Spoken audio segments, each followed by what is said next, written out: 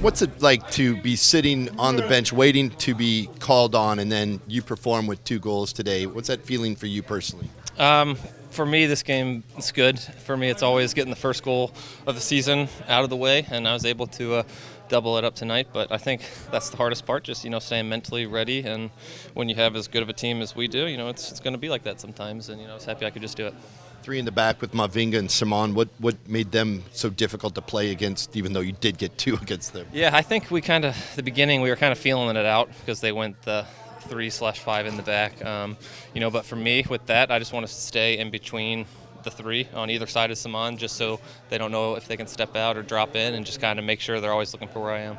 How cool is it with Brad Smith just bombing in balls, and you don't know if it's going to be from 40, from the touchline? He's so inconsistent where it comes from, but they're always quality. What's that like for a striker? When he gets it out there, I'm going in the box because I know he's putting it in. And if he doesn't put it in, he has a chance to. I'm going to let him know because we got that good relationship. So, we didn't connect in the Salt Lake game, but I knew we would connect eventually, and we got 2 today. How are you feeling? Yeah, I'm good. Good. How are you? Good.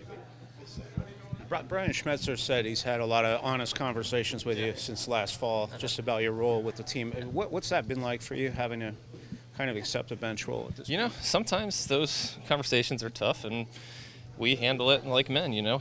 I always want to play whenever I can, and he wants to put out the squad that's going to get 3 points, and I understand that. It's a business, and if my job is to, when I get opportunities, score, and I'm glad I could do that. What's the hardest part been? Staying mentally focused and prepared every week in and week out, every day at training, and it is what it is, and I just got to make sure I stay sharp, and I've been staying sharp, and hopefully it showed today. When they scored first in this game, I mean, you guys had that difficult week of travel. You kind of had a lot of excuses to fall back on if you wanted to, but you guys seem to pick up your game a bit at that point. What was the mental process like on the field?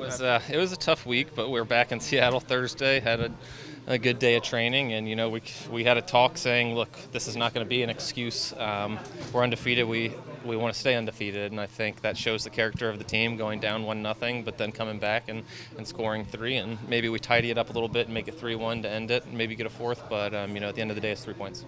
You're just 5-6 games into this season, but is this the best Seattle team you've been on? Yeah. This is the depth of this team, the creativity, the pace. I think we have a very good dynamic, and I think we're very hard to scout because we got so many weapons that can hurt you.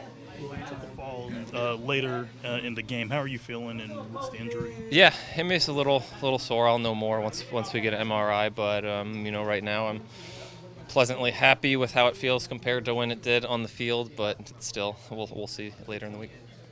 Starting your second match straight, was it at all easier to connect with the midfield or the fullbacks in terms of movement? Yeah, definitely. There's different guys that I haven't maybe regularly played with, so you can't really simulate the games at trainings, but getting back on the same page with them today was nice.